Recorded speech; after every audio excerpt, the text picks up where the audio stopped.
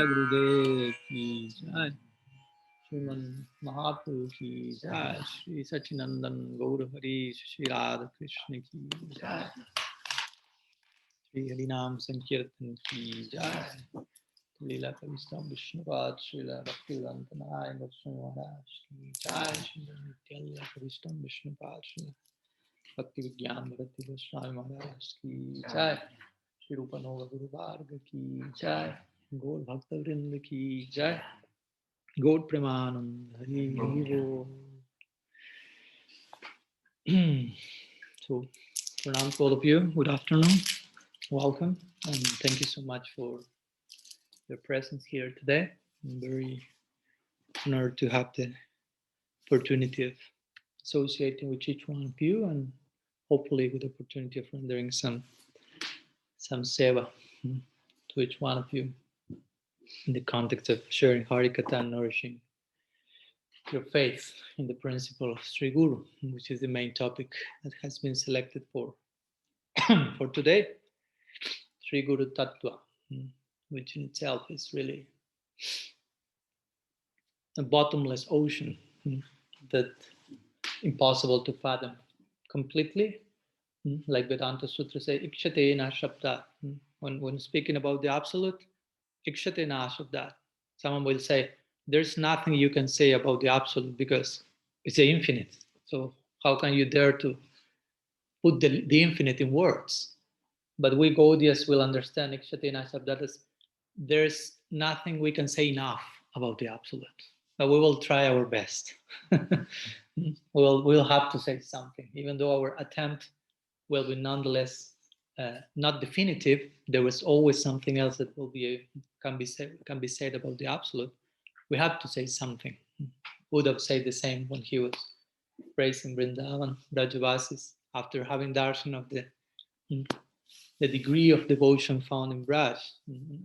This great personality, great sage, and personal minister of Sri Krishna Dwarka. He was glorifying the gopis bhav and the gopas bhav, and say ananta katasya, ananta rasasya, kim brahma janmavir ananta kata rasasya, kim brahma janmavir ananta kata. For someone who has taste for this unlimited series of conversations about Krishna, what's the use of being born as Brahma even? And if you are being born as Brahma, you don't have a taste for Harikatha. What's the use of that either? So, but he qualified the conversations as anantakata. Anantakata means, it may seem like an oxymoron. Kata means let's speak about something, and ananta means which is unlimited.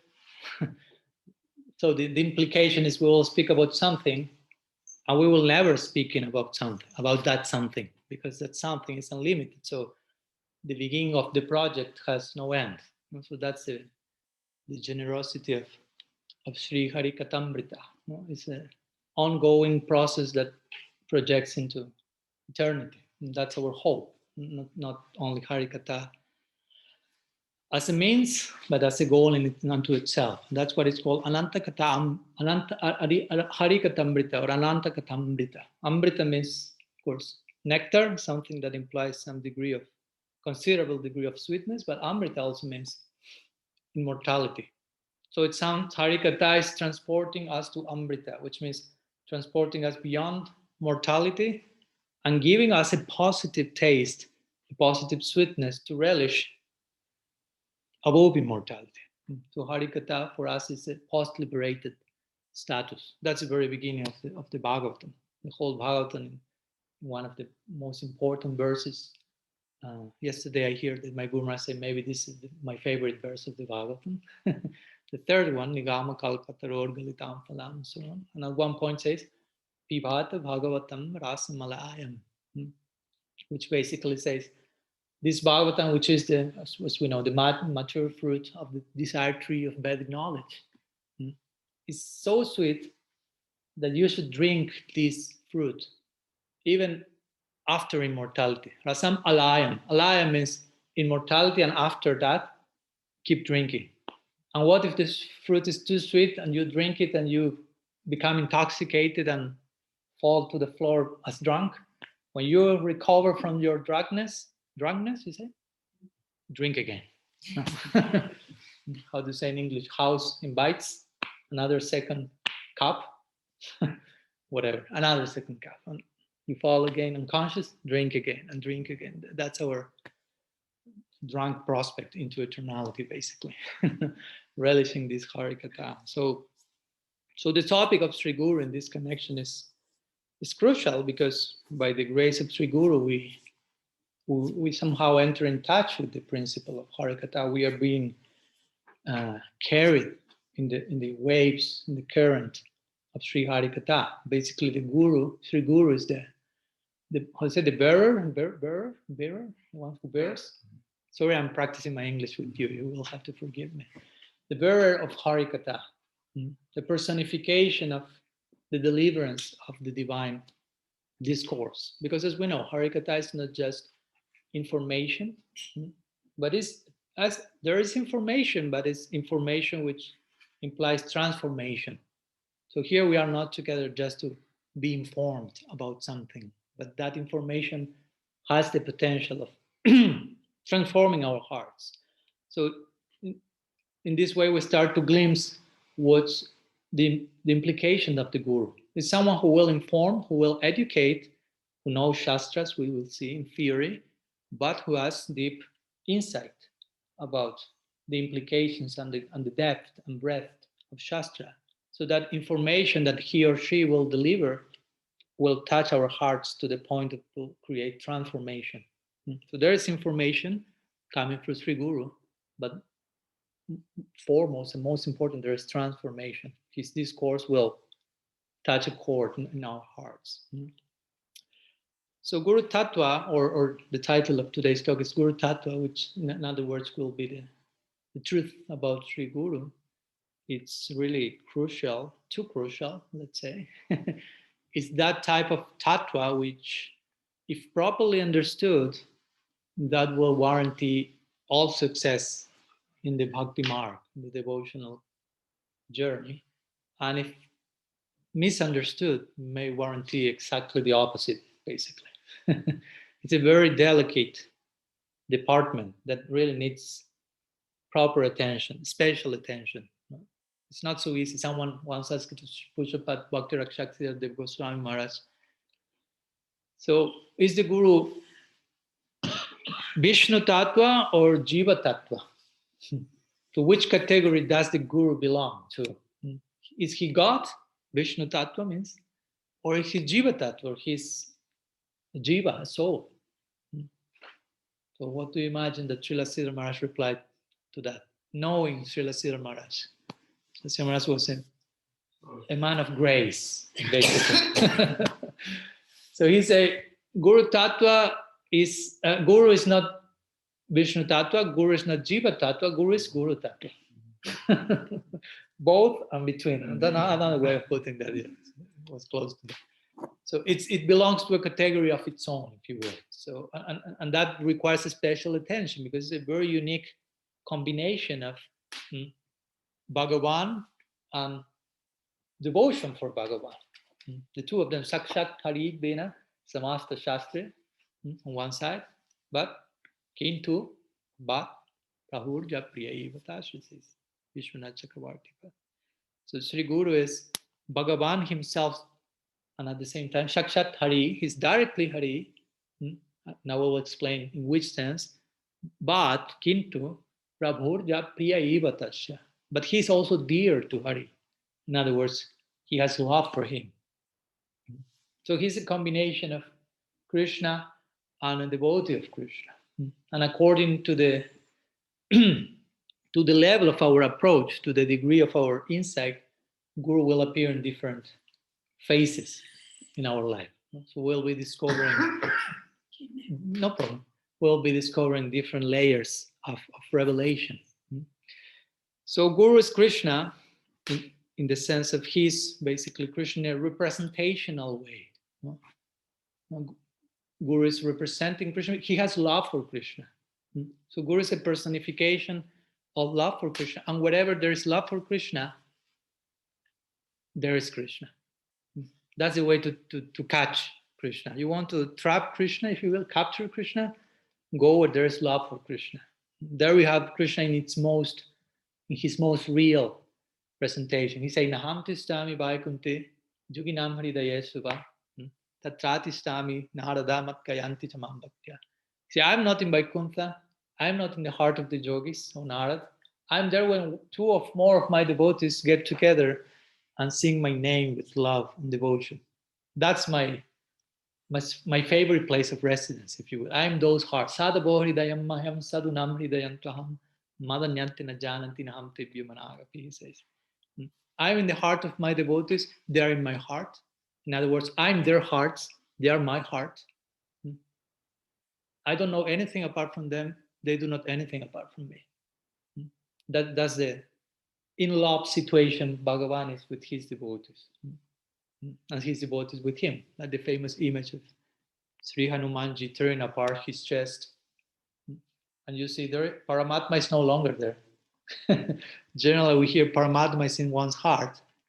But as the more you advance, especially from Ruchi upwards, Bhagavan is upgraded, if you will, maximized, appearing in its ultimate presentation as one's chosen Istadev, as Bhagavan. So Hanuman opens his chest and there's who? Sitaram, not Paramatma. But Paramatma in Sitaram form. In the same way, if Krishna will open, or if Sitaram will open their chest, Hanuman will appear there. Basically, that's the idea. So when Bhagavan opened his chest, according to the particular form of Bhagavan, particular devotee will be there. The love of the devotee corresponds with the form of Bhagavan. That's another topic. I won't go today there. We will speak about that. I don't know when, on Monday, I think. Okay, how Krishna's different forms, Bhagavan's forms are carved, if you will, out of the particular love of a devotee. So the Guru represents love for Krishna. So whenever you want Krishna, you go to where love of Krishna is there. That's the most safe place to meet Krishna, because he cannot but be where love for Krishna is. Whenever love of Krishna is not there, Krishna may be, may not be, if you will. But he will be where love of Krishna is there for him. So Sri Guru is this this safe destiny to land, to place, this shelter where we want to take, because when we reach that point, we discover the goal of our life. Basically, the goal for our lives is Gaudiya Vaishnava, which is not Krishna. Our goal is not Krishna, with all respect. Our goal is Krishna Prem. We don't want Krishna without Prem. We don't want Krishna just as an entertainer of our life, as a toy, or as someone dancing, playing flute, without Prem, without those things that Prem allow, a particular type of seva that Prem allows. So the goal of life is Krishna Prem, and the Guru is the embodiment of Krishna Prem. So the Guru is the embodiment of the goal of our life, basically. The Guru is the goal of our life, our prayojan, appearing in front of us in a very user-friendly disposition. Receiving our seva, reciprocating lovingly, instructing us in so many ways. But our whole goal is appearing in a very concrete form in front of us. And Srila Sridhar Maharaj will beautifully also say, Sri Guru is your own potential appearing in front of you, which is very beautiful, but very challenging also. Because try to imagine you in front of you are always with someone who is reminding you about all that you can be. In a loving way, of course, not in a torturing way. No? You should be there, all this you can be, but you are not that yet. It's not like this. But nonetheless, the reminder is there. And if we are sincere, that reminder will, in a healthy way, commit us to grow, to progress. We have been speaking about that today in the morning. So the Guru is that, is our own potential, all that we can be appearing in front of us. When seeing Sri Guru, we realize, I can be all that. Actually, that's the role of the Guru. The Guru is not coming to say, I'm so elevated, so great, and you are so fallen and you will never reach there. But actually, it's trying to invite us in that direction, inspired through his example, precept, and so on. With all that implies, I mean, we have to try to think about the implications of serving in the capacity of guru. That's not an easy task. So externally, one may think, oh, they are having such a great time, so many garlands and big plates of prasad and 108 kijais per day or something like that. But that's totally like irrelevant in comparison with what's going on, with this going on inside, and all the dedication and the sacrifice that the guru has to do, especially to deal in a loving way, but to deal with all that having disciples imply. My Guru Maharaj will sometimes describe the guru as the role of the guru as an interior decorator. You call like that? Interior decorator? So you contract someone and pay, you come to my house and please decorate my house. So what's the first thing that the interior decorator will do? Will say, this is not good here. This is not in place. And this is not, well, start like to apparently destroy your house. And you will be wondering, but I'm paying you to destroy my house. I thought you were going to ornament the whole place. And he will tell, yeah, I will do that. And this is part of that, even though it seems the opposite. This is a necessary foundational work for ornamentation to take place. And of course, we have to trust the criterion of the professional and keep paying him, keep investing, if you will. So the guru is kind of that. Of course, there is no paying in one sense. In another sense, there is paying. The Bhagavatam says, Sarva Artha Atma Arpanam. A disciple should pay his debt to his guru with Sarva Artha Atma Arpanam. With all his wealth, her wealth, or his body, mind, intellect, and soul, all of that given as an offering, Arpana. Of course, this is not a forced interaction. It's not that the guru will come and ask you, how much do you earn per month? So this is the purpose of this. Put your your monthly earning here. It's not like this. But the point is that a real disciple, we were speaking today in the morning, a real disciple, Sat Sishya and Sat Guru, real guru. I mean, a guru will give us so many gifts.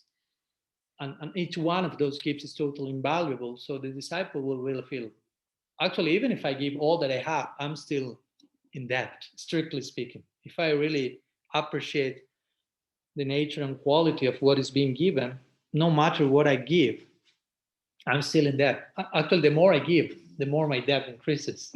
But it's a debt of love. So that's a very desirable debt, because the more we enter into this debt of love, we get freed from the karmic debt. Because we are in a debt in this world, we are implicated in karmic debt. So for us, the best way to free us from that is to enter into devotional debt. And the type of debt that Krishna himself has for his devotees. When we were speaking the other day, he's saying to the gopis, Napariyam nirabadya janjuyam susadhu kambi budhaya. Your love for me is such, I cannot pay back to you. I cannot reward accordingly. So let your own love be your own reward. Love is its own reward. And Krishna remains eternal debtor. But he says to the gopis, but I will descend once in a day of Brahma and will try to preach the glories of your love and make devotees for you. And that's Sriman Mahaprabhu and his Leela. So if Krishna himself remains eternally a debtor, what to speak of us in connection to Sri Guru, who gave us so many gifts. As we were singing today in the Mangala Charan, Nam Shreshtam Manumapi Satchiputram and Swarup. So such a long list there. Raghunath Das Goswami is presenting. Srila Gurudev is giving me Nam Shreshtam, the highest conception of the name. He's giving me Mahaprabhu himself, the prospect of serving him and his Leela. Swarup Damodar, Rupa Goswami, Sri Vrindavan Dham, Radha Madhava Masam. That's a very nice word. Radha Madhava Masam. Asam. 3 letters, but such asam means hope. Srila Gurudev comes and gives us the hope of serving Sri Radha and Krishna, for example. We may not be there yet, but she's giving us the hope of that. He's showing that horizon, if you will. That's possible. That may take some time, but there's a place for you there, basically.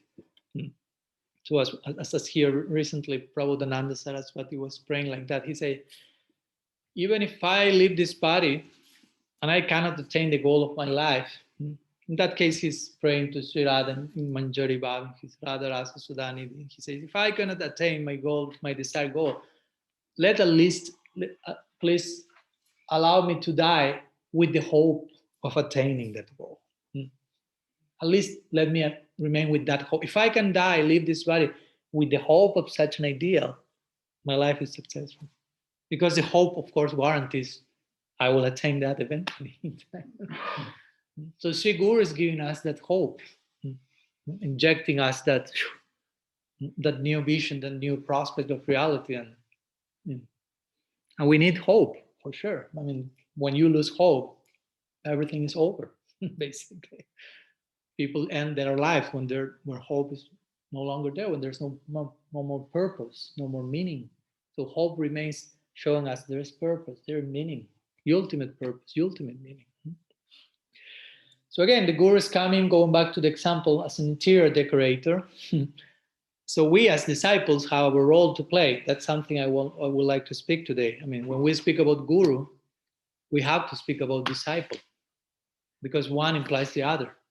If you speak about Guru without disciple, which Guru is that one? And if you speak about disciple without Guru, which disciple is that one? You don't have a teacher without a student, and vice versa. So for the Guru to exercise his or her role, we need a disciple exercising his or her proper role as a student as well. So the idea is we as disciples allow our Guru to do his work on us, basically. And the point is he's an interior decorator. So we'll enter into our hearts, which is the room that needs to be made a temple in which Bhagavan will enter for eternity. That's our job as sadhakas. We are trying to make our heart a proper stage, if you will, for the lila to be enacted on. And that may take some time. But that's the idea. That's the whole idea of Gundicha Marjan and Rath Yatra. You make your heart ready for Krishna to come. So he will start throwing some things, and with all love, he will say, this is not necessary, this is not necessary. But trust me, eventually the ornamentation will take place, which has to do with advanced stages of bhakti, like Nishta, Rucha, Sakti, Bhav, Prem.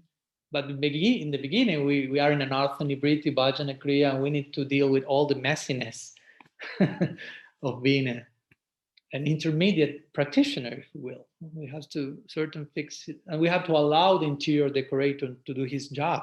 We have to trust him. Sometimes in the Sri Sampradaya, they give this example. We were sharing that, I think, yesterday, of the monkey and the cat. And sometimes the example of the cat is being taken, the kitten is being taken by the cat mom. And the kitten doesn't have to do anything. He's just being like taken. And in the case of the monkey, there is something to be done. The baby monkey has to, to grab. Cling on, thank you. The monkey mother, if you will. So there's something more to be done in the case of the baby monkey than in the case of the cat. Sometimes the example is given, the baby cat, you don't do anything. But I will say, even in that case, the kitten has to do something, which is trust his mother, not put opposition to that. So there's something still to be done. So the idea is, in our process, grace is such a prominent element, but it doesn't mean that we don't have to do anything. It's not mean that I sit here and Krishna is just saving me and I'm just on my way to Golok, and that's all. I mean, you have to do something, and which means trust in what's coming, trust in the interior decorator, trust it in all this throwing out of the window that he's making. Have confidence that that's in your best interest.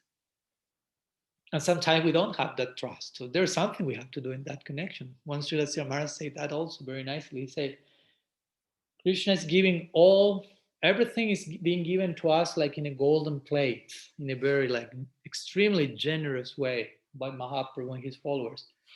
And the only thing that Bhagavan is asking to us, the only thing we have to do is not to put opposition to that gift. It's like if I want to give you a gift and say, please take this gift, just do not put opposition. Just you have to do this only, and then put the gift there. And maybe for us it may, I don't know. I'm not so sure if I should. No? This is the famous painting from Michelangelo, where God is like making as much as he can from his side to reach us. No, like stretching. You say like, you really get the idea in the painting. Like he's trying to elongate himself as much as he can. And on the other side, it's us, just like maybe with a finger like this. Like I'm still thinking about that. I don't know if I should make the great investment of moving my finger 1 centimeter more. No, so that's sometimes our like embarrassing situation. On the other side, everything is being given with such disposition and generosity, and for us, it's just trust in the nature of the gift. I have to think about it. So that's our lack of fortune, our Durdaivam, as Mahaprabhu would say. Durdaivam idrishami hajaninanuga. So the point is that Guru comes to our life as that agent in whom we can fully trust. But again, we have to choose to fully trust in that person. And of course, the trust is not blind trust.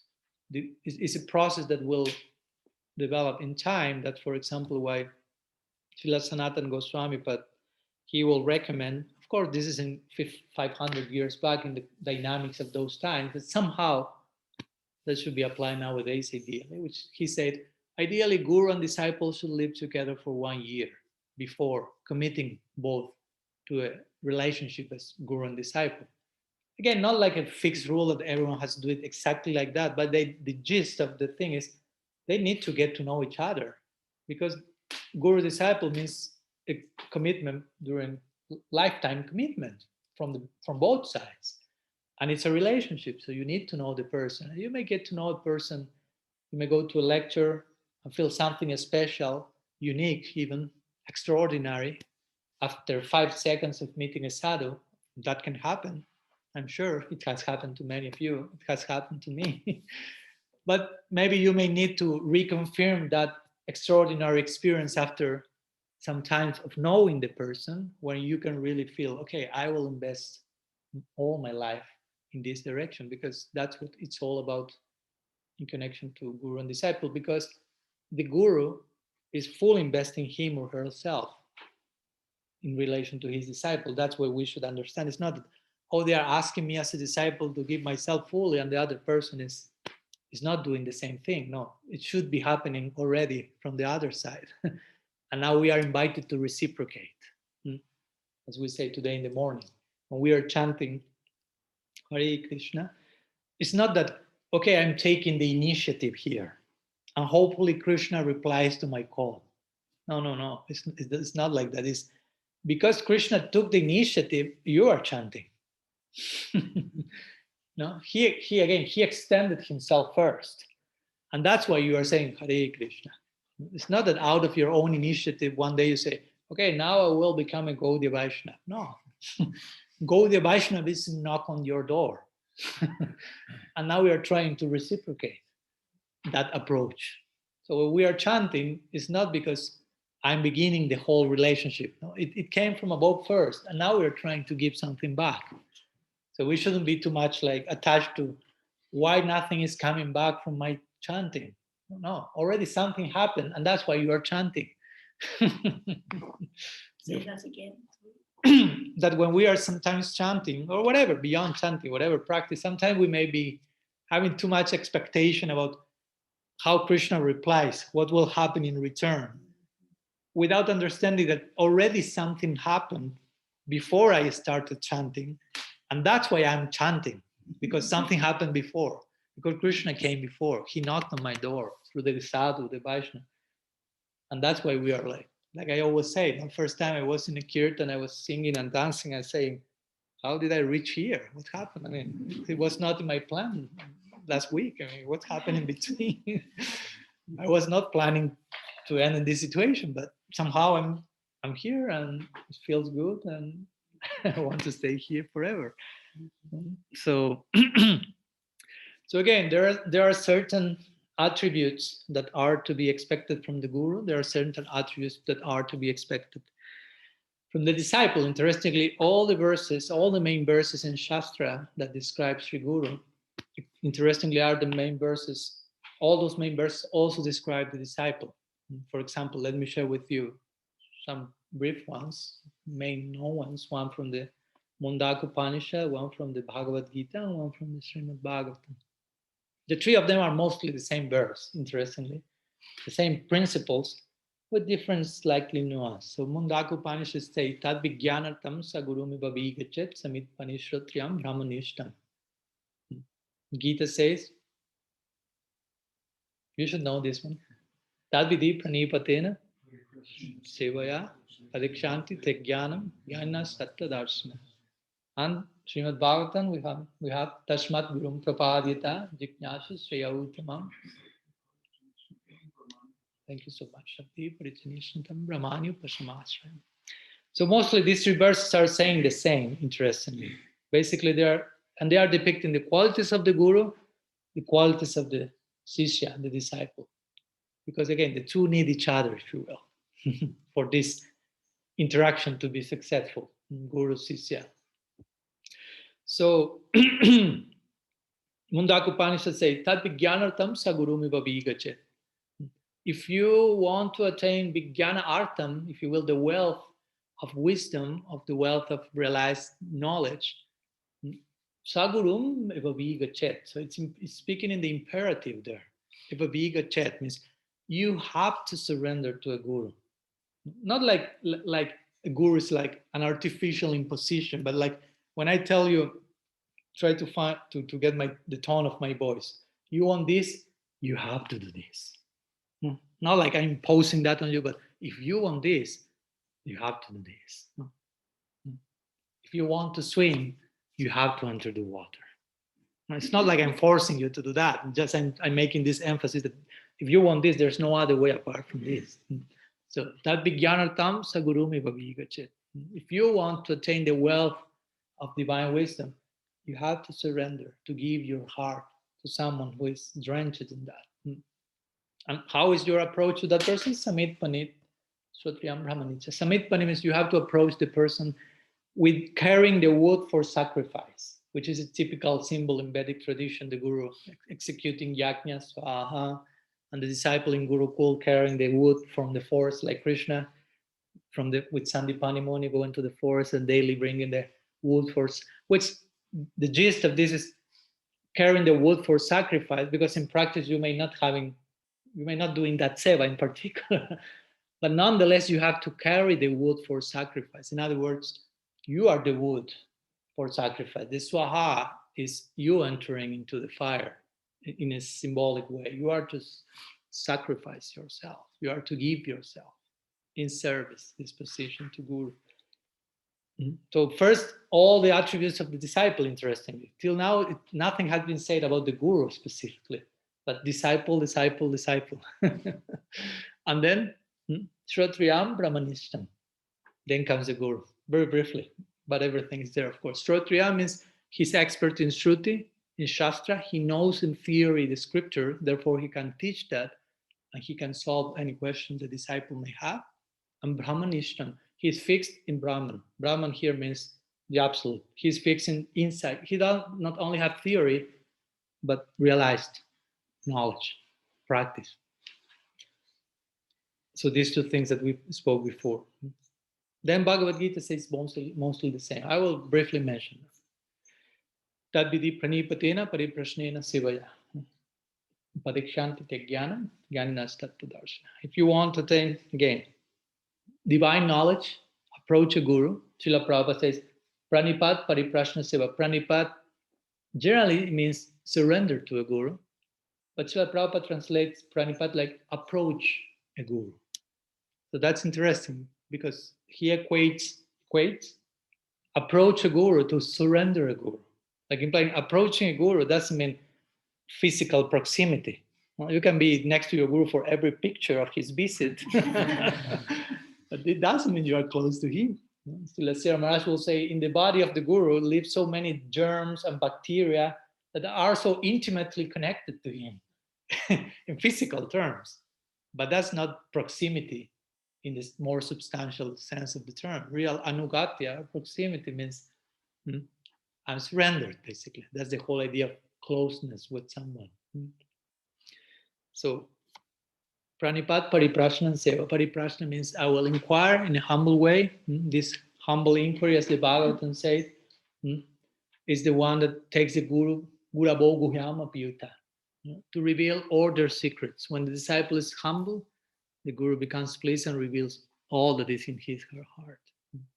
And Sevaya. Sevaya means service. Interestingly, this comes at the end. Sometimes we say, I will serve the Guru, but first, the Gita says, first Sharanagati, surrender, humility, and then we can speak in terms of Seva. Which Seva is not just service in the form of doing things, but pleasing the object of my affection. Really doing something with that intention in my heart. So generally, surrender and humility is there to qualify our service, to put that in context.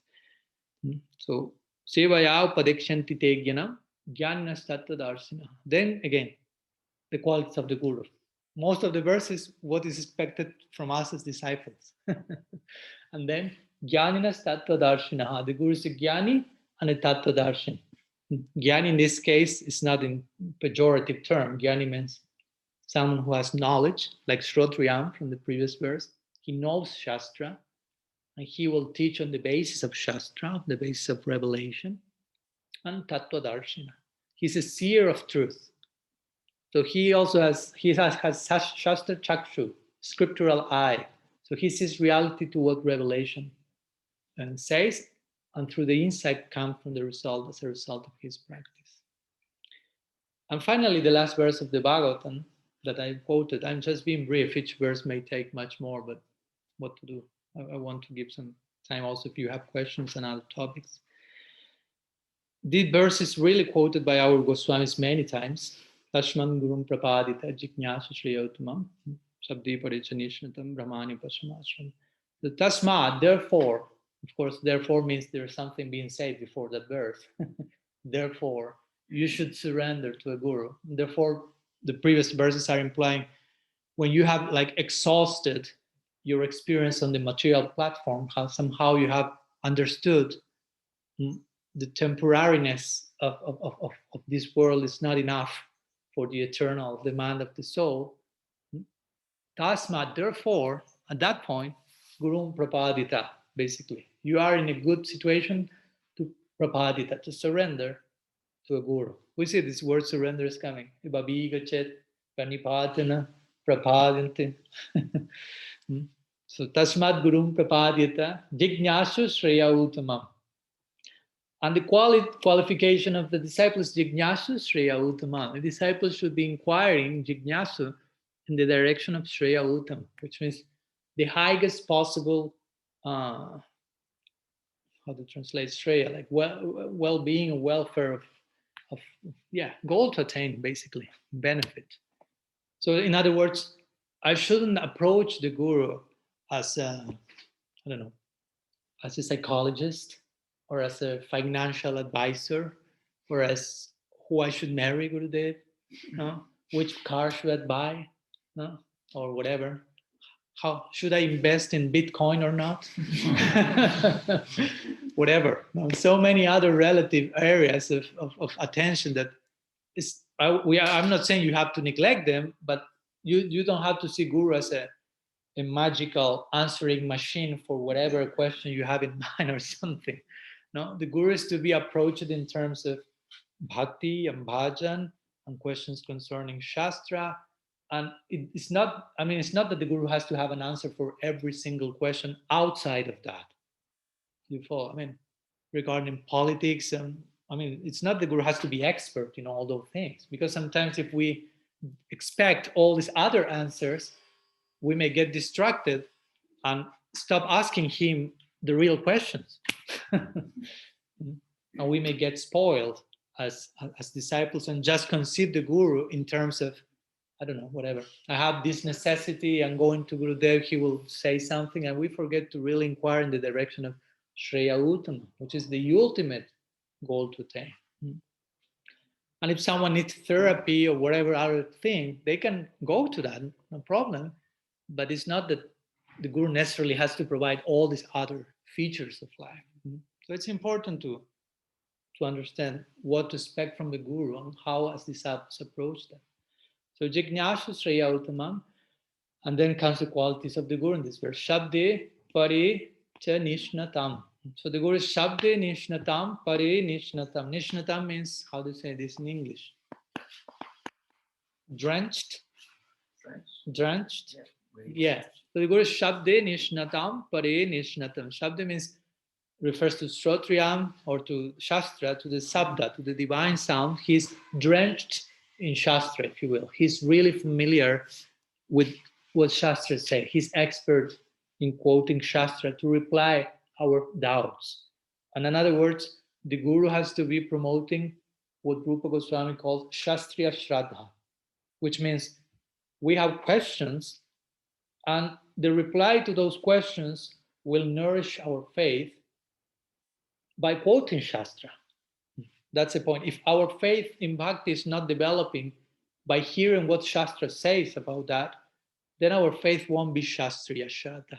It will be Lokiki Shraddha or common Shraddha, which means like a lower type of faith, weak faith. Shastriya Shraddha means I have faith, I develop faith on the basis of what Revelation is saying in the sacred text. So the Guru has to be expert in quoting the sacred text to give replies to our questions, to nourish our faith in Bhakti in the context of Shraddha. So Shabde Nishnatam, Pare Nishnatam. He's drenched not only in knowledge of Shastra, but in personal realization of that knowledge. He's walking the talk, as they say. He's not only rendering lip service to the teaching, but really inhabiting the concepts. It's not just a concept machine, if you will. These are the tattvas and the categories and the verses, but he's inhabiting those verses. No, those concepts are her place of residence, if you will. So Sabde Pare Chanishnatam Brahmani Upashamashrayam. Another interesting way of proving the standing of Sri Guru is to see Brahmani Upashamashrayam. Upashamashrayam means he has taken shelter, Ashrayam, in Upashama. Upashama means tranquility. So the Bhagavatam said the Guru has taken shelter in tranquility, which is another way of saying he has his senses under control, which is not the ultimate symptom of a Guru, but there's a good point to begin at, because we may know is a Guru Mahabhagat, Uttam Rasika Bhakta or whatever, has he Prem Bhakti or is he where, or okay, where I can begin to understand her standing. Pay attention to Upashamashraya. Is that person, are the senses of that person under control or not? There's something that more objectively you can prove in time when knowing a person, basically. So these are some of the symptoms of the Guru, some of the symptoms of the disciple. And as we say, Guru and disciple somehow seem two different roles, but at the same time they are quite connected, because if a disciple, a student is really serious, that person is eventually his Guru. Whether he or she is initiating or not, becomes Guru by the example that person is given. And the Guru herself will be the best of the disciples, the most surrendered student. So as we were saying the other day, just to be Guru means to be a teacher in our school means to remain a student, but from another seat, from another function of your service. Now you have to operate as a teacher and this, but you remain a student actually, because in our school there's eternal prospect for learning, basically. So we are students forever. So before, we have some minutes, right? Yeah? Oh, yeah. Ananta Katao, we have eternity. As long as you Okay. Do not say that 2 times because that can be dangerous. They know about this.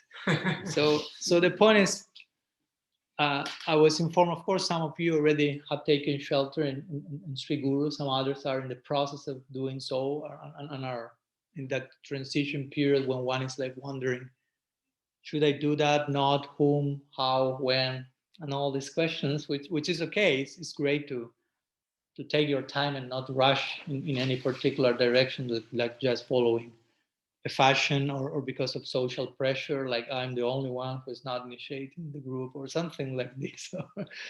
and wait for that reality to really become an overwhelming, undeniable experience in your heart that you really feel a full confirmation. So it's important to wait for those epiphany-like moments that you really feel a deep confirmation that it's really, undeniable. And as one god sister of mine once said, he said he's born in her parents are Srila Prabhupada's disciples. So she was born in a devotee family and was devotee all her life. And she was 30 something and still had not officially accepted the Guru because she felt that till now I'm feeling I want a Guru, but still the feeling has not come to me that I need a Guru. So until and unless that feeling comes to me, I won't accept a Guru because I'm not properly situated. Just I want a Guru is not enough, she said. I like the expression because it's not just I want a Guru. I want is like sounds pretty whimsical. I want a Guru, I want a car, I want skateboard, I want a whatever, no?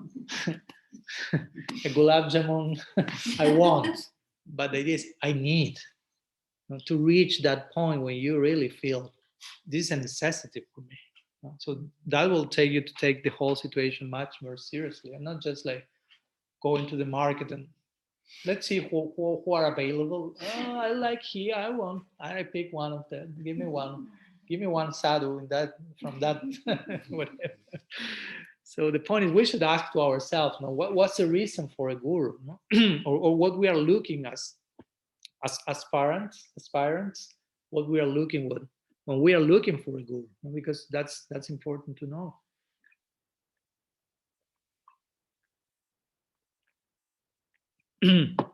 So then we go back to the very definition of a disciple, someone who wants to offer him herself to the guru in reciprocation. I remember once Srila Bhakti Pragyan Keshav Goswami Maharaj, he wrote one very nice article. He's called One Should Properly Identify a Vaishnava.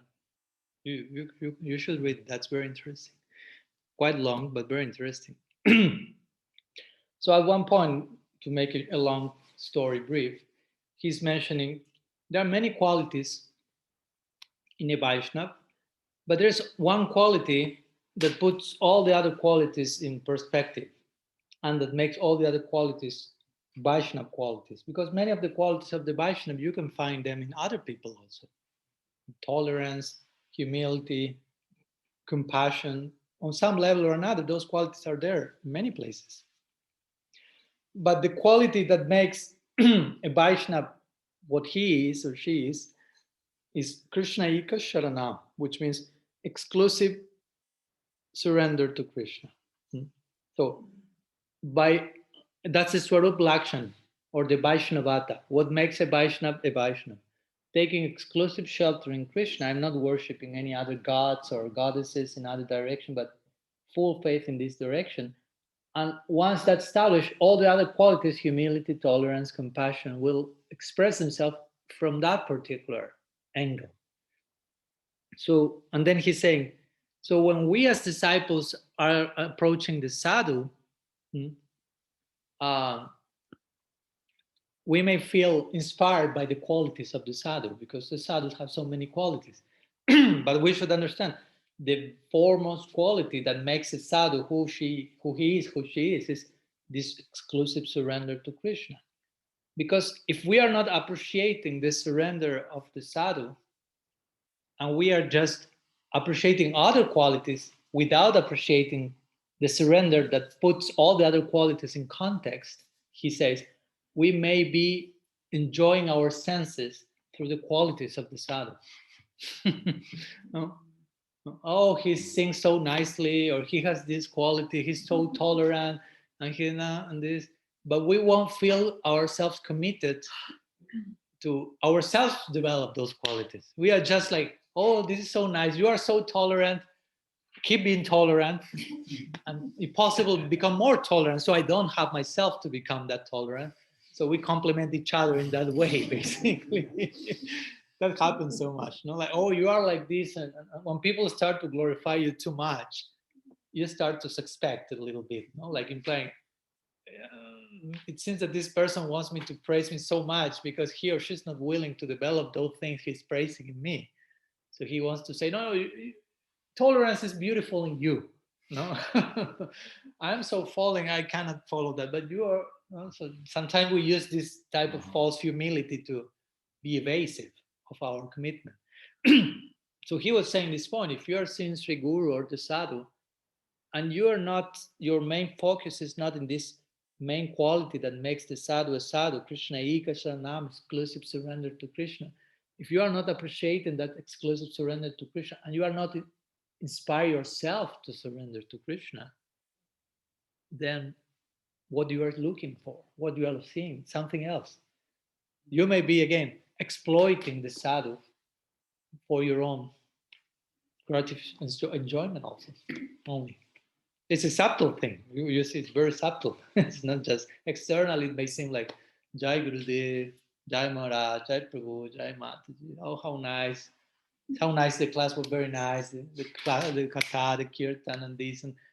But if there is not appreciation of the giving of oneself from the other person, and we don't feel a commitment, a call for us to follow the same. Again, in a natural way, it has not to be forced.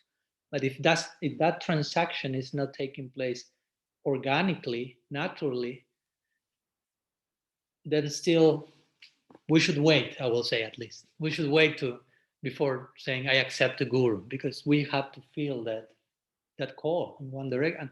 And again, if we don't feel that call, it doesn't necessarily mean that the guru has not come. Maybe the disciple has not come in us. Sometimes I hear people saying that. I mean, where's my guru? Where's my guru? I'm looking for a guru. I say to them, but first you have to ask yourself, where's the disciple? No, in me. Because if you are not willing to be a disciple, your guru may be here, but you will keep asking, where's my guru? Where's my guru? Where's my guru? Because the disciple has not arrived yet in yourself. You fall. So the more you embrace all that a disciple means, the more the guru will manifest accordingly. So for those people who tell me after 45 years, I've been looking for a guru and never met him, I said, I'm not so sure. I'm not so sure how much you are looking for a guru, because how much you are looking for a disciple first. Again, because looking for a guru means that person that will allow myself to express my discipleship or discipleness, whatever. I may be creating some new words, sorry, with your permission. So the guru represents Krishna in that sense also, like a very powerful fire that you throw everything that may be contaminated, and the fire will receive that and purify that. So it has the capacity of receiving all that we have to offer and knowing how to reciprocate with that. So we need the connection with such a powerful agent.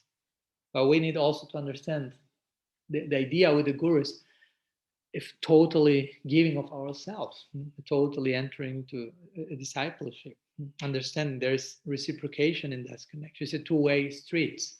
It's not just only one-way street, nor from ourselves, nor from the guru, because sometimes the two things have happened. The guru is not willing to do his part, and the disciple feels I've been abused or exploited, or vice versa. The guru may be doing the part, but the disciple is just, Gurudev is doing everything. No, you have to do a 50-50 equation. Of course, we will feel it's not 50-50, Gurudev is giving everything, but in practice, I mean, we should do our part. The guru will not tell you, I will do everything for you. You just don't do anything, please. That's not a guru. Guru will pinch you in a loving way. Will take you out of the comfort zone, as we spoke the other day. Will make you doubt in a way, in an intelligent way to nourish your faith. My Guru Maharaj said that. The role of the guru is to make you doubt. And one may think, why he's saying that? I thought that the role of the guru is to clear the doubts. Yeah, also, but in the context of clearing the doubts, he will make you doubt, not in a way that will disturb your faith, but in a way that it will open a wider way of seeing things. Because sometimes we were reading today in the morning, Srila Sira Maharaj, this. Do not ever think that you have already grasped the totality of Krishna consciousness. Do not ever think, I already know what's this about. That's not happening. You cannot swallow Krishna consciousness. I already know what's that about. If you feel like this, the role of the guru is to make you doubt. You follow, to think from another perspective and realize, oh, I never thought like that. Well, I'm not so sure now. So that in that moment you are in a much more teachable moment, no? To learn more, to be more nourished. So the role of the guru is to keep her students in that mood, basically, constantly learning bhava, if you will. Never like totally assertive, you say, like I know everything, I have everything. That's not happening in the higher realms. Sri Radha says that in Sri Prem Samput. She says, the one who says, I know what love is, that person has no clue whatsoever what love is. The ones who affirm this type in an absolute way, this is like this, and it doesn't mean, it means you are very far from that reality, actually. There is a sense of healthy uncertainty when you approach the infinite and the absolute. You will never dare to claim, I know everything about this. Nobody thinks like that, not even Krishna himself. He's constantly learning, he's constantly being captured by his own beauty and the love of his devotees. So, what is big us over here?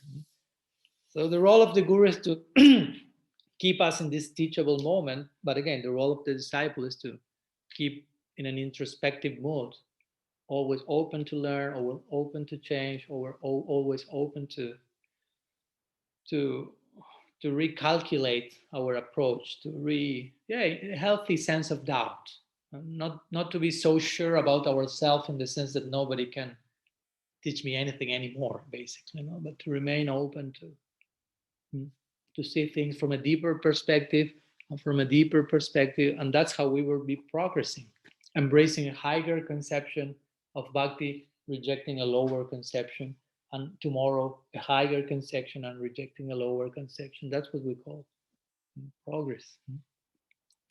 So some ideas I would like to share. I mean, we can continue speaking, but also you may have some questions or something you may like to ask about or comment in connection, ideally, to the topic. Something in connection to Guru-tattva, if you may have, we can share some. We have eternity available, so we have time. Ananta katarasasya. So, are there any questions? Sukhi Krishna Prabhu, yeah. Maharaj, when you're considering approaching a guru, is there set questions that we should be asking or specific qualities that we should be looking for? As you said, there's this 1 year period where you're supposed to live together and get to know each other. Is there a set process for that, or is it unique to each individual relationship? Yeah, I will lean more to the unique individual relationship. Of course, there is some parameters at the same time. As I mentioned, it's not that you should expect approach your guru and ask certain, again, carrying.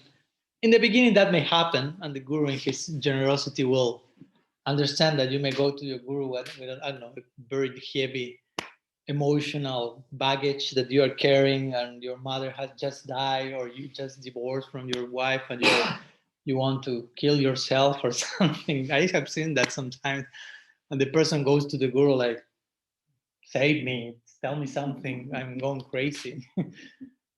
And the guru will hear the person and will try to give some advice for sure. But in time, of course, the ideal is that the disciple may understand, not necessarily I have to bring my guru every single problem I have in my life. Not because the guru is not compassionate, but it may not be, in practical terms, it may be complicated also. I mean, if you are not living with your guru and you cannot just call Gurudev, my wife, I just had a problem with my wife, what to do? Whatever. Maybe your guru is a nice tika brahmachari and has no experience of that realm. That can happen. It's not that the guru has to have experience of how to deal in romantic relationships of this plane. He may not know. And that doesn't make him less qualified because again, Bhakti Adhikar has nothing to do with being an expert person in other fields. So again, in the beginning, there may be some place for that when one is not very much educated about what to ask. There's place for that. Okay. And the guru is aware of that. But in time, yes, our inquiry should become more one-pointed, if you will, more specific. As we are, but the point is we have to be willing to be educated by the guru. Again, it's not just, I go to you when I'm in anxiety. And when I have a problem, please help me. And when I'm okay, I don't care, basically. That's not the idea. Because again, if not, we take the whole process as an, how do you say in English, anxiolytical, which is this type of medicine you take when you're in anxiety pill or whatever. I don't know. I have the Spanish word only in my mind. The point is, we shouldn't take bhakti or the guru as some like anti-anxiety pill or something. Yeah, whatever. No, I go that when only I have a problem.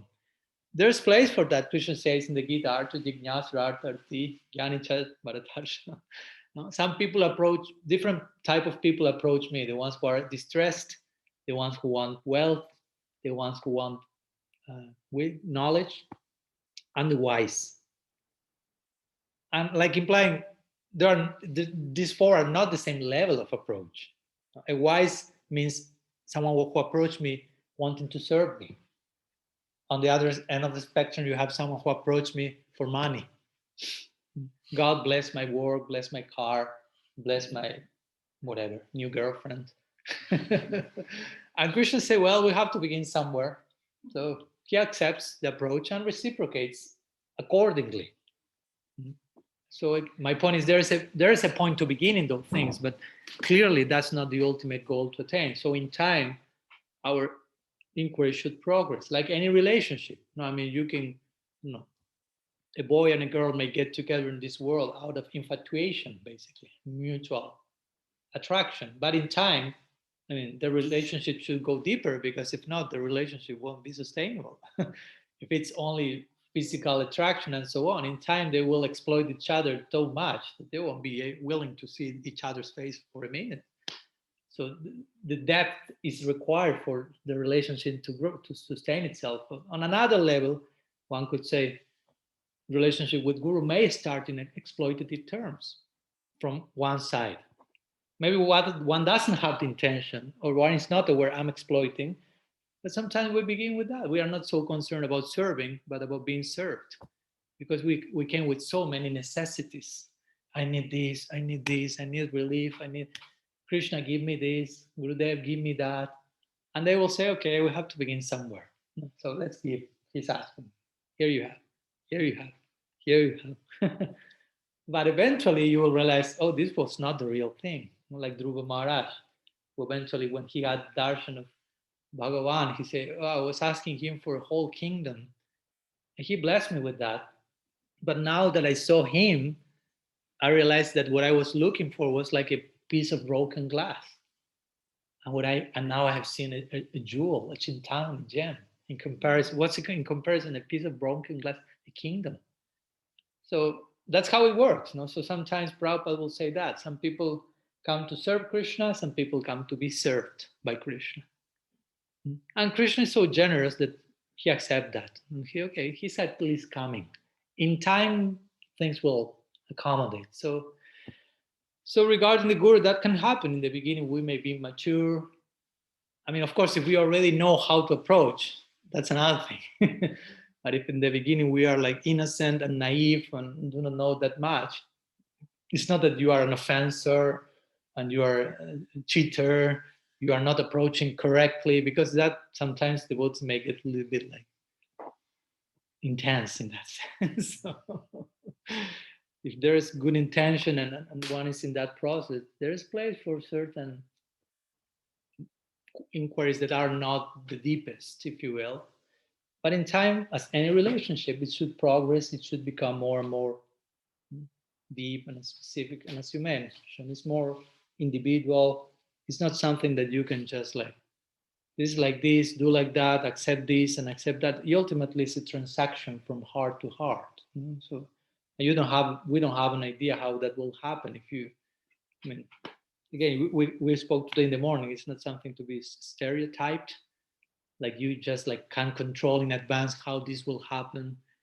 And I will meet my guru, and my guru has to be like this. And when I meet my guru, this will happen. It doesn't work like that.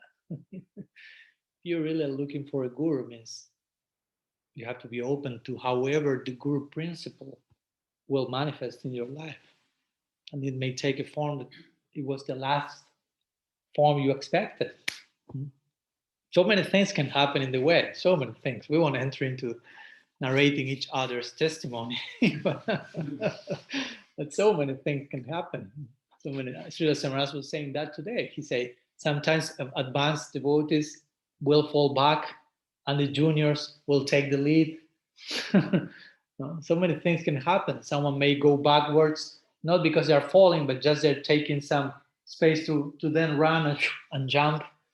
Not like if you have to jump over something, you may be walking, but you need to go backwards for a minute to run. And so it seems you are going backwards, but actually you are going forward.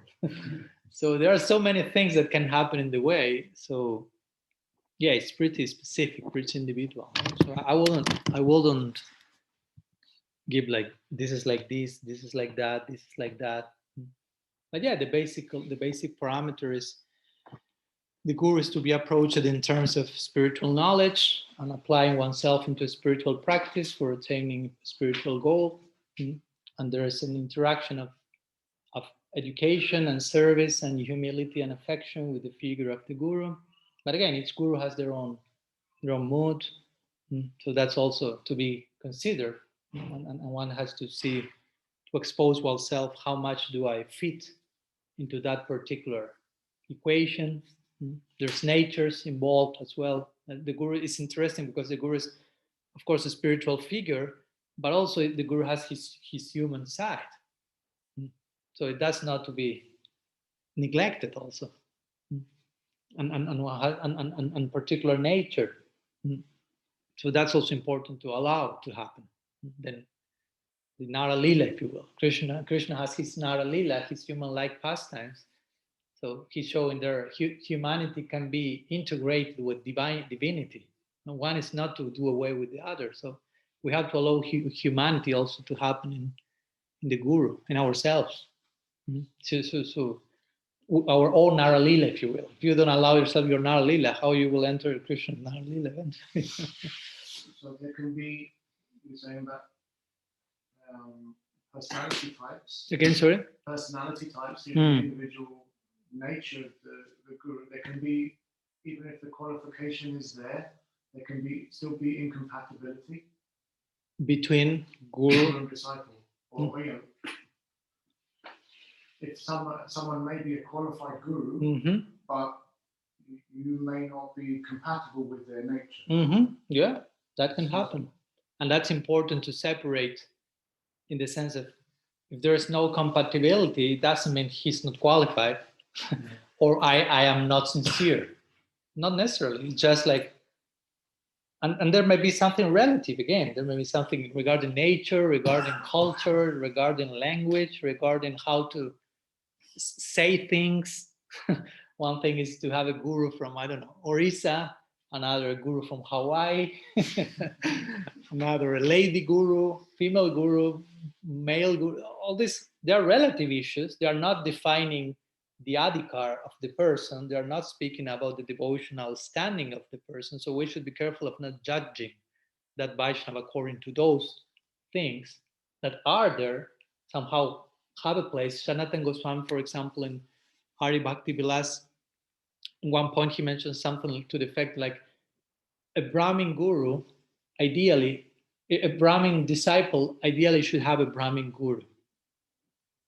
Of course, at that time, again, Varnashram was more in place, and so, and it, like implying, if you are like, let's say, Sudra, ideally your guru should be Sudra. Like the gist of the idea is there is some connection in nature. You belong to the same species, if you will. It's not speaking about the adhikar of the person. It's speaking about the nature. Again, Shudra, Brahmin, Naham Vipro, Nachana, Rapatirna, Piva, Ishana, Shudra, Vahaparosi. I know nothing of that. I'm not Shudra, Brahman, Kshatriya, Sannyasi, Vaisya, Gopi Bhartu, Pada, Kumala, Yor, Das, Das. But on some level, that's operating. And for most of us, I will say, these details, maybe not only details, but important things that may affect our, because we may need some empathy or connection with some relativity also in the beginning. What to do? Especially from the side of the student, if the student is beginning, he or she may not be able to fully grasp the bhakti side only of the person and just nourish from that, and may find some conflict in the nature shell, if you will, no? Covering of the how the packaging, if you will, the packaging of the substance, and that person may need some adjustment. So no problem. And sometimes even, let's say, you know, sometimes I've seen this example. Some devotees accept as a Diksha Guru some particular sadhu who is really advanced, really bona fide, if you will, but totally different nature. And in time, the devotees somehow find that they are not so much able like to relate to the sadhu in terms of personal interaction and dialogue and connection in nature, and they may feel some lacking in that connection. They are not saying my guru is wrong or anything, but they feel some, even if you want to put it like emotional fulfillment in the relationship. So no problem, they can try to complement that with the connection with some other sadhus. Also there's place for that. So that's also a possibility, you know? It's not that everything has to come from one single sadhu or guru. The Bhagavatam itself says it's not like that. Nahi kasmat guru gyanam sustiram supushkalam brahmaita dvitiyam bhai gyate bahudarishmi. The absolute is absolute, therefore infinite, therefore you won't receive everything from one single person in connection to the infinite. So probably you need more than one guru. Of course, Diksha Guru is one, but Siksha Gurus can be many, which of course is not something cheap to say also. No, because sometimes we say that you can have many Siksha Gurus. Many doesn't mean, I mean, you have to have capacity also to have many gurus. You know? At the beginning, we may concentrate on being capable of dealing with one guru and being a disciple ourselves. Because again, having many gurus means myself being a disciple of those many gurus in Diksha or Siksha terms. So it's not just an excuse. I want to have many gurus. Sometimes it's the best excuse not to have any guru at all. I've heard that many times. I don't want to limit myself to one guru. So I want everyone to be my guru. It sounds romantic. It sounds really idyllic, but you have to walk the talk. You know? So, yeah. So again, guru is we have to pick some direction and commit ourselves in that direction. So yeah, some of those relative issues are there to consider. They are part of the equation generally. So it's not a problem to think about that and try to accommodate that. But again, it shouldn't be a problem. If the guru is bona fide, if the disciple is bona fide, they are sincere, even if there is some lacking in terms of similar natures, it shouldn't represent a problem in faith, in connection, in the position. One may need just some complementary association to nourish that part, and so that's important also to know. Mm-hmm. Something else? Any other question? Yeah, Mohini. Raj, you mentioned about this article by communication qualities of Vaishnava, and this one quality that stands above all, this exclusive surrender to Krishna. And then you were saying about I don't know if I understood correctly, but that there's a way that sometimes we might see all the nice qualities of the guru, but it can be like a kind of sense gratification, because we're seeing, in contrast to how we are, like oh, he's so tolerant, or he's so like this, and often I find myself thinking like this in terms of our Guru Maharaj.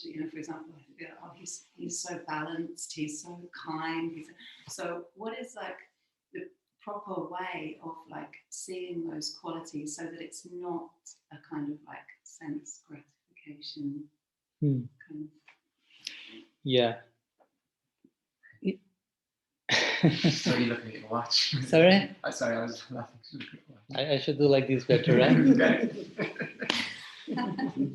So, yeah, the main idea there, because again, this is not to create paranoia in any disciple. No, like you are exploiting your guru. You are enjoying from him. You are an offensive fellow. This is not the idea. But the idea is try to be introspective when you appreciate different qualities in Sri Guru. Try to appreciate them in the context that they inspire in you a desire for surrendering yourself to render service to those qualities, like that some commitment is established in that appreciation. That's the thing. It's not that, oh, how nice you are like this, and how nice you are like that, and how nice you are like that. So the point is, okay, how nice means what? It ends in the how nice, or it ends in I would like to reciprocate. I will like, because that how nice is, it has a background of surrendering the Guru. I mean, all those qualities are being expressed in the context of his Saranagati to Krishna. So if I appreciate that naturally will have to inspire the very same thing in me. You follow? If I appreciate all those qualities in the context of surrender, have to inspire me all those qualities in the context of surrender. If that's not happening, then Srila Keshimara is saying you are enjoying your senses through the Guru, because it's a non-committed appreciation, if you will. How nice, how nice, how nice, ki jai, ki jai, ki jai. But there is not the concrete expression of one's giving. So in that sense, this is the idea of be careful of not remaining just in a theoretical appreciation of something, but not, if you will, a practical commitment. So it's a subtle line, but yeah, it's important to consider. Yes. Your name? Sorry? I had exactly the same question, because I was feeling a little Yeah. when you said it's very subtle, that sense gratification. I don't have a guru, but I just have good association. Sometimes I reflect on the kind of devotees I associate with and appreciate the qualities in them. But I just sometimes I know that I can't be, or it's not easy to be like some of the associates we have. But I always thought this, it used to give me a lot of, that humiliation definitely gives some level of satisfaction. I never thought of it as a sense gratification till this time. It was, I thought it sounds, like you say, it's a little transcendental, you're not engaging in a lot of sensual stuff. It's good association. And those good qualities kind of, you over a period of time, it rubs into you, and you start being nice and stuff like that. But the total surrender to Krishna, that's just a huge step for, maybe for me or people like me. For me also. It's not, it's not that the bhakti is not there. Like you said, it's still mixed with Laukik bhakti. And even though when we chant, we're not asking for certain things. A lot of other things just, it just rushes, and we think of many things when we're chanting. And then, when we think of others, okay, there are people who don't chant like me, and I should try and get inspired and stuff like that. It's trial and error, lifetime. I don't know how long will it take for somebody to really get there, but I never thought of it like a sense gratification. When I appreciate qualities of other devotees, I don't have a guru, but many people from whom I listen. Yeah, of course, when I'm saying this, and I agree with your points, we are not saying that total surrender is like you press a button and I'm there. No, it's like from one weekend to the other, give yourself fully, because it's a process. No? Even Diksha, what we call Diksha or initiation, interestingly, is a process. Chaitanya Charitamrita says, Diksha Kale Bhakta Kare Atma Samarpana. At the moment of Diksha Kale, Bhakta Kare Atma Samarpana. It says, at the moment of Diksha, when you make of your whole self a complete offering of yourself to Bhagavan, and you say, wait 1 minute. Diksha means that I'm making all of my functions, body, mind, body, intelligence, soul, a complete offering to Bhagavan. Of course, then you will ask, so I have not yet gone through Diksha fully, because that's not like, okay, now I've given myself totally. But it's a process that you begin, and it's taking place day after day after day after day. You have the ideal, you have the theory, the long-term goal. There are middle-term goals, short-term goals that you have to go through to reach the long-term goal. So when Srila Keshav Maharaj is saying this type of appreciation with not without commitment is sense enjoyment, has to do more with some type of self-cheating mentality that may be there. I mean, it's possible to be there, but it's not that he's pointing to everyone. All the ones who are not totally surrender are just enjoying from the Guru. He's not saying that. He's just pointing this can happen, and we can fall into that if we are not introspective enough. I mean, it can happen. I leave that to your own introspection, how much that happened in your case. But of course, if you are with Vaishnavas, you will, and you learn from them and you imbibe their qualities. The point is, if all the things that you are receiving from them are not creating some change in your heart, some desire to transform your life on some level, gradually, and that to the degree that's not happening, if you will, or you are not willing to change what has to be changed, to that degree, you are just enjoying your senses. That's the point. But if you are sincerely moved in your heart, appreciating that, and that somehow, again, without neurosis, without paranoia, without feeling guilty or shame, or I'm such a rascal, I have not surrendered totally, because you can enter into this process and get depressed and discouraged and leave the practice altogether. And that was not the purpose of sadhusanga. So we should know how to navigate these waters in a sustainable way. Also inspired but humble at the same time. Inspired but recognizing our shortcomings also. That's part of the process. As my Guru Maharaj will say, Sadhu Sangha means at the end of the day, we sit together and we share all our failings of the day. And also all the gift that came to our life, but also all the disaster that still we are engaging in. Like a way of acknowledging that, being honest, being sincere, but also being sincere means I want to change that. I recognize that, but I would like to change that. But I know it may take time. As you say, some things may take a good amount of time, may take more than one lifetime. Like we were saying today in the morning. Someone asked once Srila Siddhar Maharaj how much it will take to reach Golok Vrindavan if I start in this lifetime. And he said, he thought for a minute and said, 2-3 lifetimes. And the devotee who asked the question was shocked. Like 2-3 lifetimes? Like feeling that much? And Srila Siddhar Maharaj was even more shocked. It's too much for you, 2-3 lifetimes, he said, to reach such a goal in just 2-3 lifetimes after unending lifetimes, wandering in samsara, just 2-3 lifetimes too.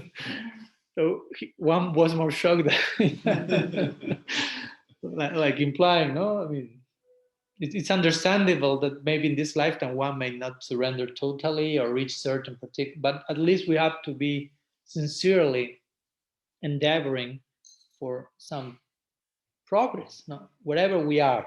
Each one is in a very different step of the ladder. But whatever you are today, at least try to become a better person tomorrow and the day after tomorrow a little bit more. Upgrade your devotional status. No, don't try to jump from anartha nivritti to bhava bhakti. That won't happen. I mean, generally, that's not the rule. That may be an exception to the rule, and Krishna comes whimsically and gives putana, okay, but Salyabhav, go there. No, but that's Kripa Siddhi, that's winning the lottery. So you won't work, live your life as someday I will win the lottery. So I will never work because someday I may win the lottery and I won't have to work. Yeah, there is 0.0000001% possibility that happens. So better you go and get some work. Do not play lottery. We don't come on top of that. So when you speak about commitment in this process, what are we committing to? Bhava Bhakti, Uttama Bhakti, and how do we navigate through this? I mean, do we have short-term goals? I mean, when we say, am I a better person than yesterday? Am I a better devotee than yesterday? So what are we committing to? Because Bhava Bhakti or Uttama Bhakti is just so high that it is again total surrender. It can't. I mean, be intimidating. We are committing to, yes, it's a very high ideal, and it can be intimidating, as you say. I agree with that. But we should, how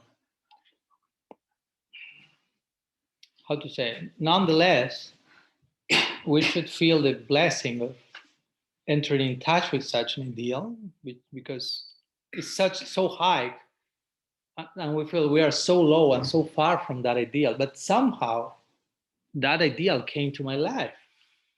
Of course, I do not deserve that. That's the very idea of costless mercy.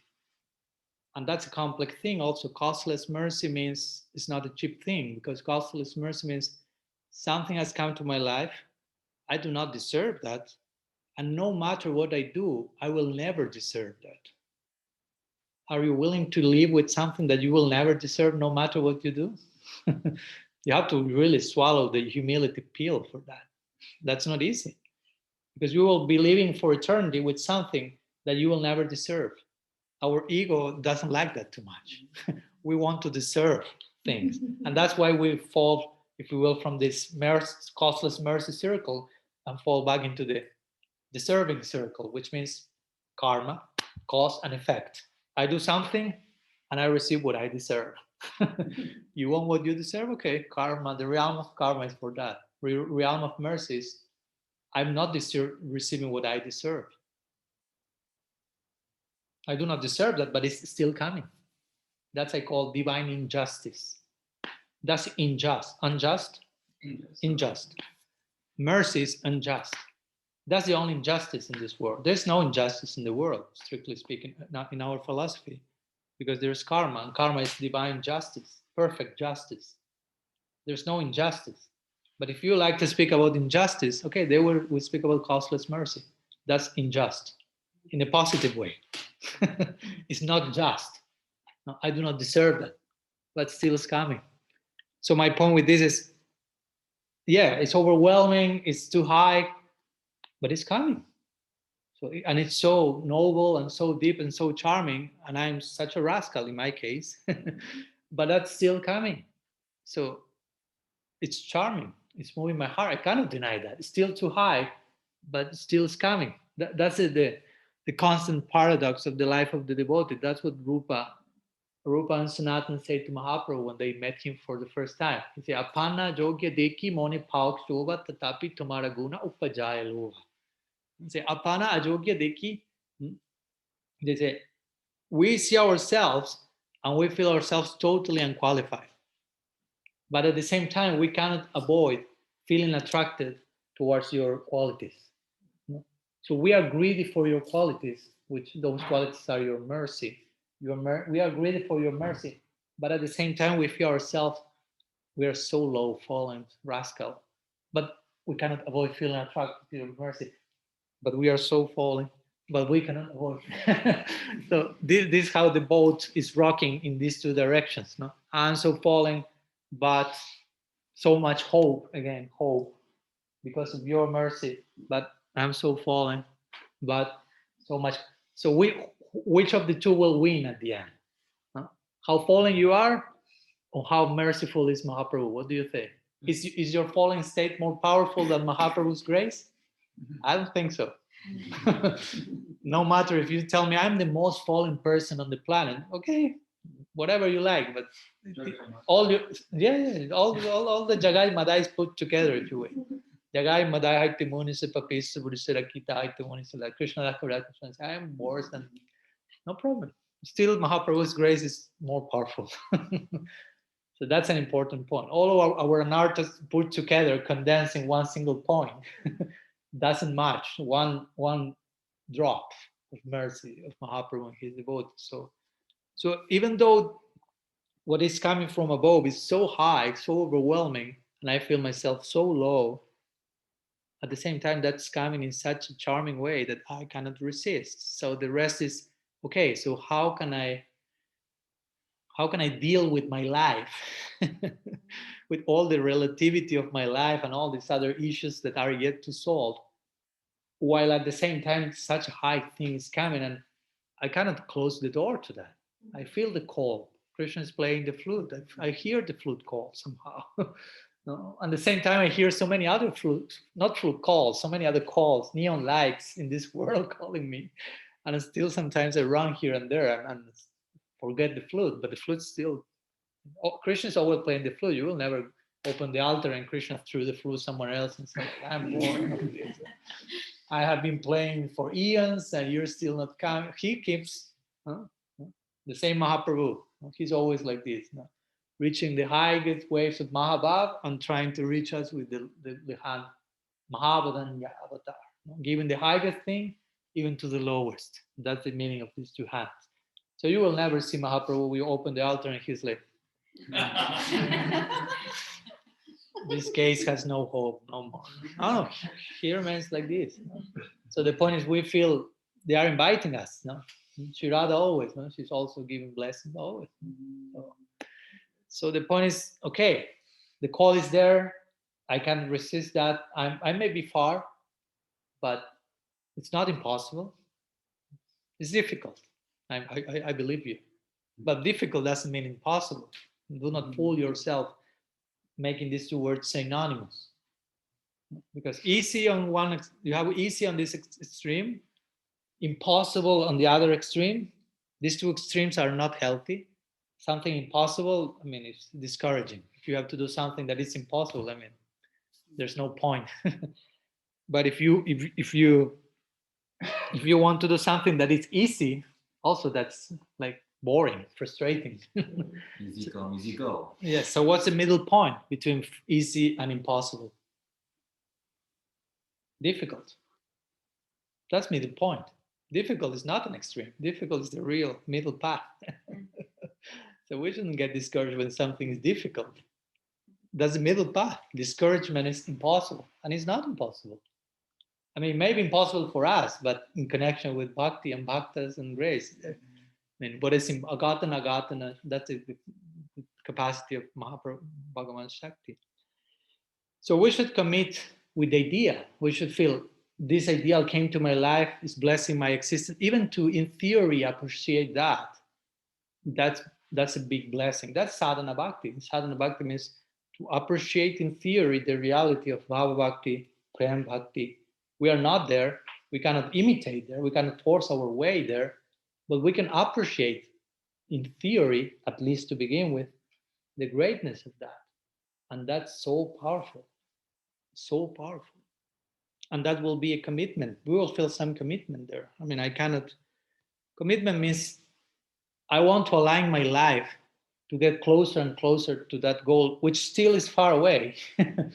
But from where I am now, how can I get closer and closer to that, and which adjustments I can make in my daily life, starting even from the more relative things. I'm not saying just, again, make a quantum leap and reach that place in a weekend. That won't happen. You can start from the most ordinary thing of your daily life. Thomas Merton once said that. I like that. He said, your salvation begins in the most ordinary moments of your life. Begin that. In those moments that seem the most ordinary, try to inject extraordinariness there. No? Try to connect them with your idea. So that's the commitment is with the ideal that has come to our life. So that ideal is so noble, so deep, that I cannot but think, how can I adjust gradually, but more and more my life to align myself with that call? Of course, that will happen in the company of those who are more aligned than me, and they share with us an example to follow, hopefully not too overwhelming. Sometimes also it's important to associate with devotees that are not, it's important to be associated with very advanced devotees, but sometimes it's also important to be associated with devotees that are not that too advanced on a daily basis, because we may be overwhelmed also because of our lack of capacity of dealing with that much advanced. I'm not saying don't associate with a very advanced devotee, but sometimes on a daily, day-to-day interaction on certain things, it may be also good to complement that with devotees that are more advanced than us, but not that more advanced than us. So we have to find a complement with all this very much advanced current that is we are receiving from other sadhus and so on. Anyhow, some ideas. I hope that helps. There are some other questions here online, but I don't know. Who? Yeah, Hare Krishna. Shirada, yeah. I was going to say it reminded me that when I first came into Hare Krishna, my guru used to go up and hug the men. Sorry again? The guru used to go up and give the hug to the men. Uh-huh. And I was waiting for my hug because I thought, oh, where's my hug? And I remember feeling very upset and sad about it. Anyway, I went home and I meditated on it, and what came was that the guru hugs you, embraces you with his eyes, but not materially, spiritually. And I didn't understand for a long time what that really meant. You know, it helped me, but I didn't understand it. But now, yes, I can understand. And yes, I do fall down. Sometimes when I'm with my guru, I want him to praise me. And I get so excited when he praises me. And when he doesn't notice me, I get not sad anymore. No, I've understood that. But I just get so lifted when he praises me. But it is a self-gratification. And I realize that. And I try to say to myself, okay, thank you, but that's not what he's trying to say to you. He's trying to say something else to you altogether. So I do understand with different. Yeah, that's a good point also, no? That sometimes we may get accustomed to, oh, Gurudev is embracing me, or Gurudev is looking at me, or Gurudev is saying something about me, or maybe he's not doing that. He's doing that with others, and when is my turn? No, it's my turn, Gurudev. No, already a week and nothing has been said about me. I'm the last one in the list.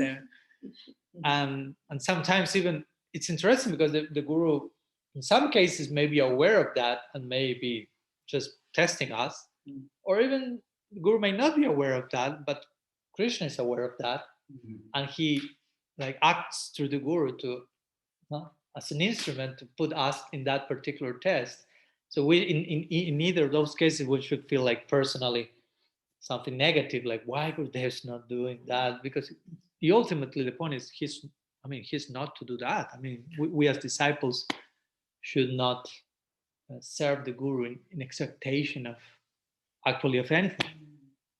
For us, I know that it may be hard, a high goal, but the idea of selfless service is our ideal. I'm not serving for anything in return, but the service in itself is the giving is the receiving, basically. It's not if I have the chance of serving him, that's the receiving for me. I don't even need something in return. I only need in return the possibility of further giving. Again, it's a high ideal, I know, but that's the ideal we want to embrace. At least in theory, we have to accept that ideal and then see how we can put that in practice and understand. Yeah, I mean, Guru may praise at some moment, but of course, if the Guru is praising a disciple, the disciple will never feel, oh, finally Guru Maharaj realized who I am, or something like that. I mean, that will be totally nonsense and embarrassment. The disciple will feel actually embarrassed by such a thing. And I internally will feel whatever qualities I'm having are due to the grace of my Guru. And if the Guru is chastising the disciple, the real disciple will feel fortunate in that moment. No one feel, why Gurudev is chastising me and he's praising others.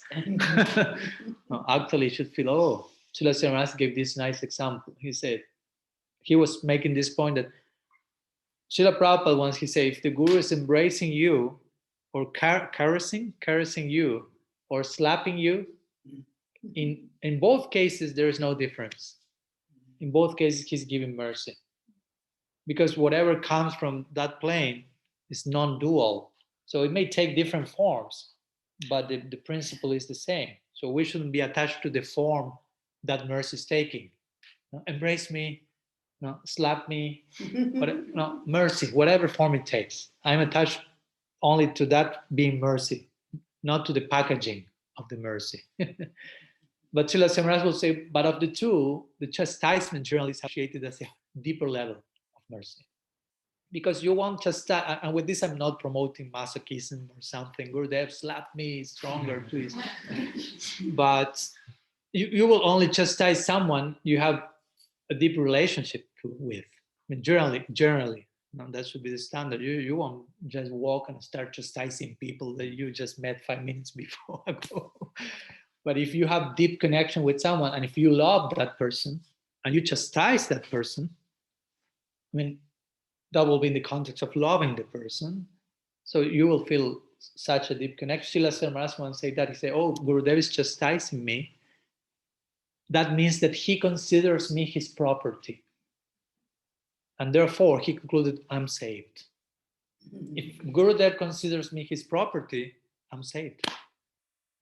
And that's why he's taking this step to chastise me. He's not chastising anyone. He's chastising me, so he considers me his property. Wow, that's saved. He starts to celebrate that.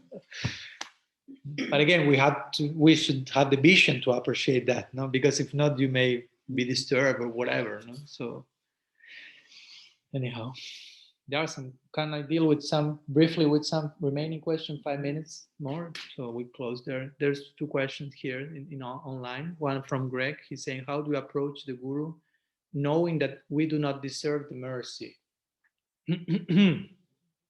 Well, I think the reply is included in the question. I mean, we approach the Guru. Our approach will be qualified by knowing that we do not deserve the mercy. No. So the fact that we are approaching to something we do not deserve will make us approach from a particular way. I mean, to have that in mind. Again, not as a negative emotion, like I do not deserve, and I'm still approaching or something. But I need that. That you don't deserve something doesn't mean that you don't need that. So as I said before, I don't want a Guru, I need a Guru. And I need a Guru doesn't mean I deserve a Guru. Again, but I need. And I need. There's this saying, I don't know if you have that in England, but they say something like, help me when I deserve it the less, because that's when I will need that the most. So that's like the logic of grace, of mercy. The moment when you deserve something the less is when you need it the most.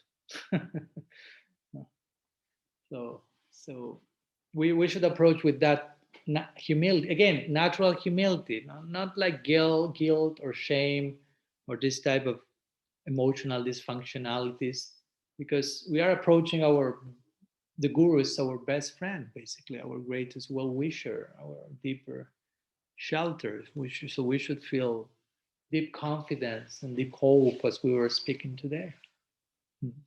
So we should approach with joy, feeling ourselves totally fortunate, totally blessed, without fear. That's the idea, because fear will really interrupt our approach, basically, will paralyze us. So the opposite of fear is trust and confidence. The connection with the Guru should be in terms of deep trust. Rupa Goswami says, Vishrambena Guru Seva. The connection with the Guru is to be established in terms of Vishramba. Vishramba means like a deep confidence with some sense of friendship, but not ordinary friendship, but there's some type of friendship with the Guru also. He's my best friend. At the same time, he's my Guru. So with this deep sense of trust and well-wishing, we should approach. And again, you cannot just force yourself to feel those things. First, you may need to know the person, and in that knowing in that process, those things will grow more and more in your heart and will make you approach the person in that way. So a brief reply, because we are already quite extended. And the last question here, Namrasa is sending one question from New Jersey. He's saying, how do we deal with prolonged physical distance from the Guru? Well, that can happen, and that will happen for sure at some point, especially if one's Guru at one point passes away from our mundane vision and enters the Nitya Lila, and that will be a prolonged physical absence, no doubt. And you have to be prepared for that.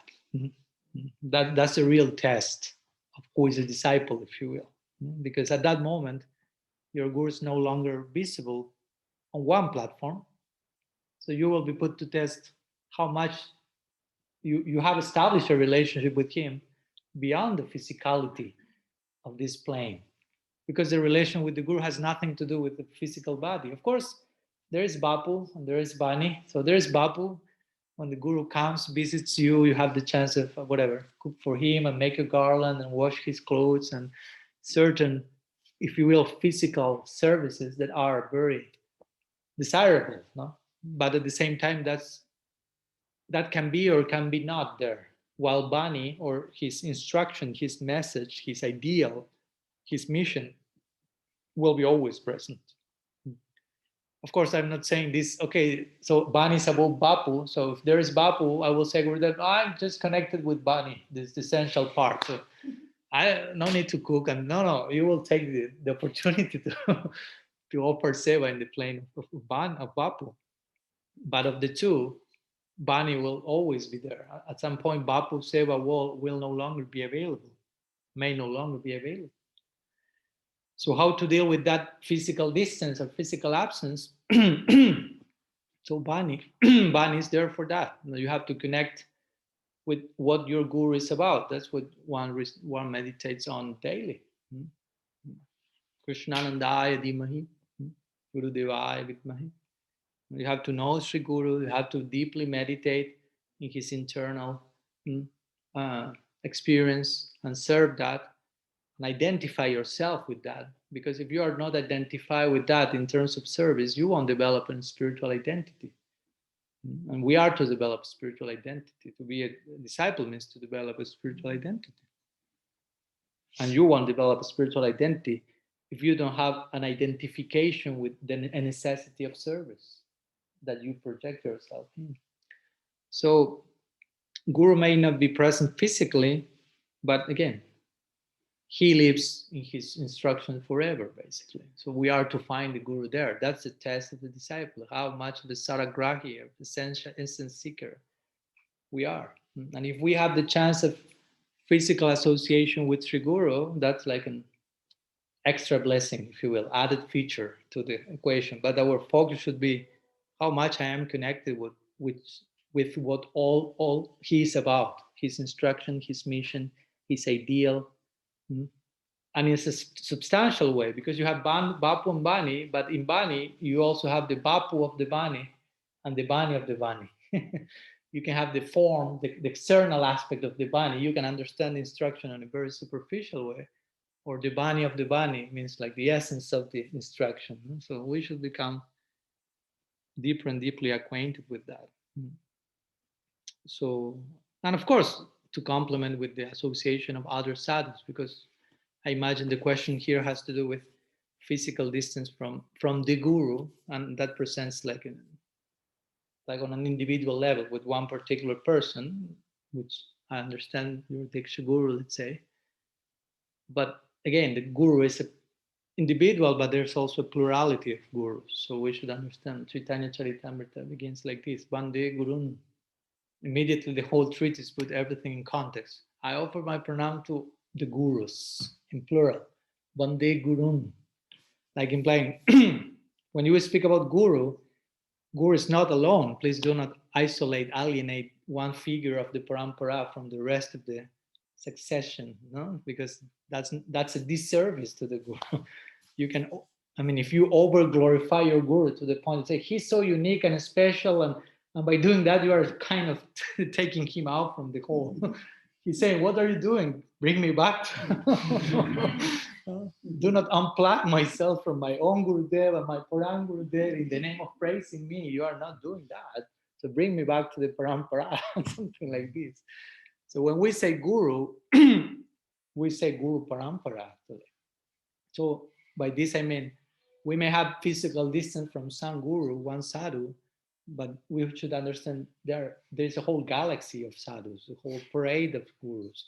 And we should be taking advantage of that as much as it's possible. So, and I understand, you know, most of us needs the personal, direct association with sadhus. So if for some whatever reason we don't have that much of that association with one particular guru, let's say my Diksha guru or whoever, there are so many other figures that have the potential to be also complementary guru figures in our life, and we should complement with that. Because we have to understand the guru, in one sense, guru is one. It's one same tattva, one same agency, department, which expresses itself in a variety of representatives. Vyasti guru, samasti guru, the macrocosmic and the microcosmic principle, the conglomerate of the guru principle and the individual expression. But all these individuals are representing the same agency. They are not competing. That's the word.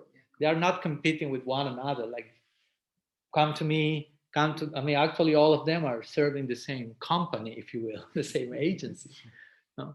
So we shouldn't see like a conflict in that. It's a complement in that. So whatever we are not receiving from what guru, not because the guru may be lacking or something, but because of physical distance or our lack of capacity or different natures or whatever the case. Again, the Bhagavatam is saying, it's not that you have to receive everything from one single person. Nowhere in Shastra that's said, but try to be benefited from the opportunity for further sadhu sangha. So that's one of the ways you can deal with the prolonged physical distance, but also try to make some effort to travel and visit your guru as well. To be practical. Sometimes that should be done also. No? It's like, oh, I don't see my guru, he's not traveling anymore. Okay, you can travel sometime. That's a good idea, maybe. Don't expect him to tour the world every single year and you just wait him in your house whenever he comes. No, it's good that you can also get out of your comfort zone and go for take some travel to take darshan of the sadhus. And so that can happen also. Of course, in nowadays COVID dynamics, that's a whole different issue.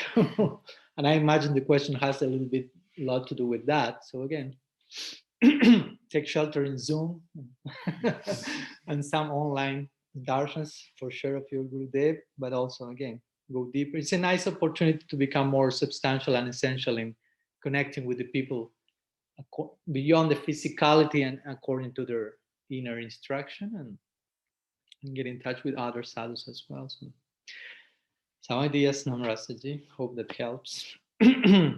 So almost 2 hours. So I think it's we can stop here. And I actually appreciate and thank you all of you for your patience, for your time, your attentive hearing. And I hope some of these words have been able to nourish your your Guru Nishta and your understanding and faith in Sri Guru-tattva. So thank you so much to Madhubrata Prabhu and Sarveshwari for the invitation here. I'm very glad to be here, and to all of you as well for your presence. Srila Gurudev ki jai, Shriman Mahaprabhu ki jai, Shri Harinam Sankirtan ki jai, Shri Sachinandan Gaur Hari, Shri Radha Krishna ki jai, Gaur Bhakta Vrinda ki jai, Gaur Praman.